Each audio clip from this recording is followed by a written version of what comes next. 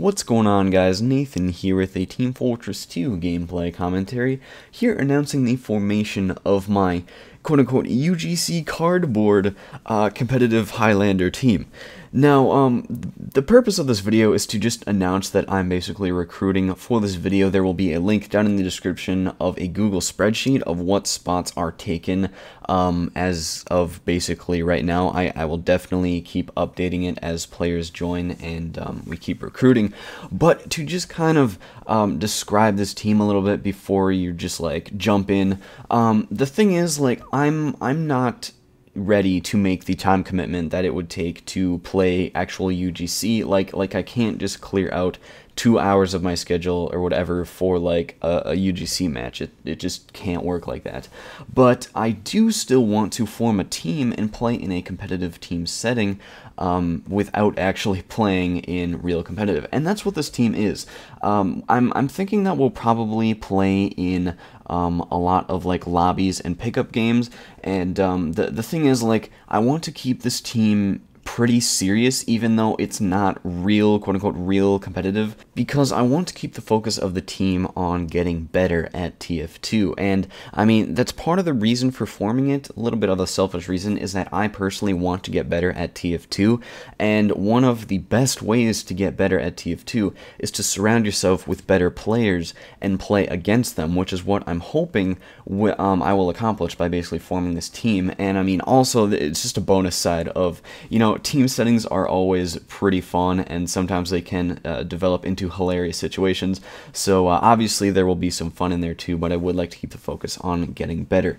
Now, with that being said, there are restrictions to actually joining the team, which I will pull up now on screen. First of all, I'd like to recruit people who are 15 and older. That's mainly for maturity reasons. I'd also like you to live in the East Coast or Midwest. That's mainly for ping and time zone efficiency.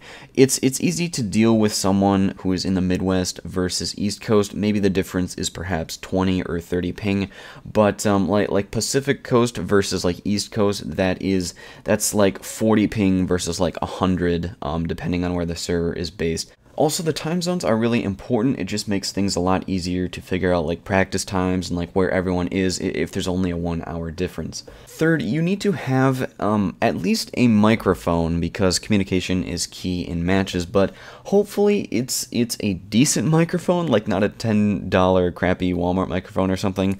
I mean, having a mic here is very important, but having a decent mic is kind of a bonus in this aspect. So fourth, be available to play TF2. This is kind of obvious. I mean, if you're going to join a team, then we'll expect to practice and play some lobbies and have a good time. So I'm also probably going to make a Google spreadsheet where everyone can put in like the times that they can like play and not play, or like basically times that they're not available, because I know people have jobs. I have a job myself. That's the whole reason that I can't basically play real UGC.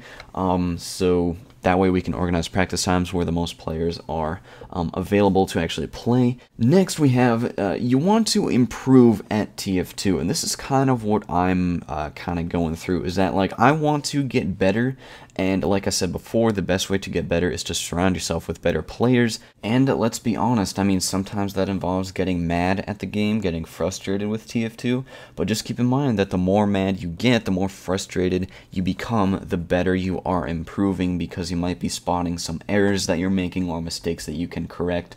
So it's all about getting better. And lastly, I would like you to be able to run TF2 at 30 plus frames per second, and that's mostly so that you're always at the top of your game in terms of performance-wise. And believe me, I would know that running TF2 with a low frame rate is a lot more difficult than a high frame rate, because I played with a 2003 laptop for like a year or two before I switched to this beast computer, which also has a GTX 670. So some tips for those of you who don't know anything about getting higher frame rate on TF2. In the order of your settings that you should adjust, first of all, you want to turn off anti-aliasing and anisotropic filtering. It'll be in your video options in advanced. Turn those off if you if you still have a bad frame rate. Then lower your resolution and switch TF2 to windowed mode. That is the main trigger of your FPS, and the only reason why resolution is only second on this list is because anti-aliasing and anisotropic filtering is like eye candy, and getting rid of that is the first thing that you want to do. So if you still have a low frame rate at your lowest frames per second in windowed mode, then you want to go into your Steam options, go to launch properties for TF2, and type in I think it's DirectX level 80, and I'll like put the command on the screen or like a screenshot or something. Basically, this will allow you to run TF2 at DirectX 8, which is basically a lower level of texture and basically lower level polygons of everything, so that computers can just render it a lot better because there's just less there to render. If you still have low frames per second on your lowest resolution on DirectX 8 with in windowed mode, all of this stuff, lowest settings in terms of the video settings, you must be running on a toaster, and the only thing left for you is to download Chris's max FPS config, and that might get you an extra frame or two per second. So I don't really know what to do after that. DirectX 8 is pretty much your last hope.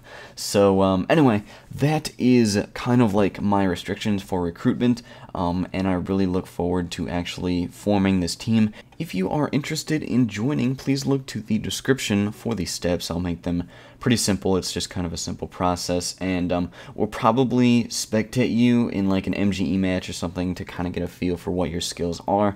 And yeah, that's pretty much it. So I really look forward to the forming of this team and having a good time with you guys. And that is the video, guys. So thank you all for watching, and see you later.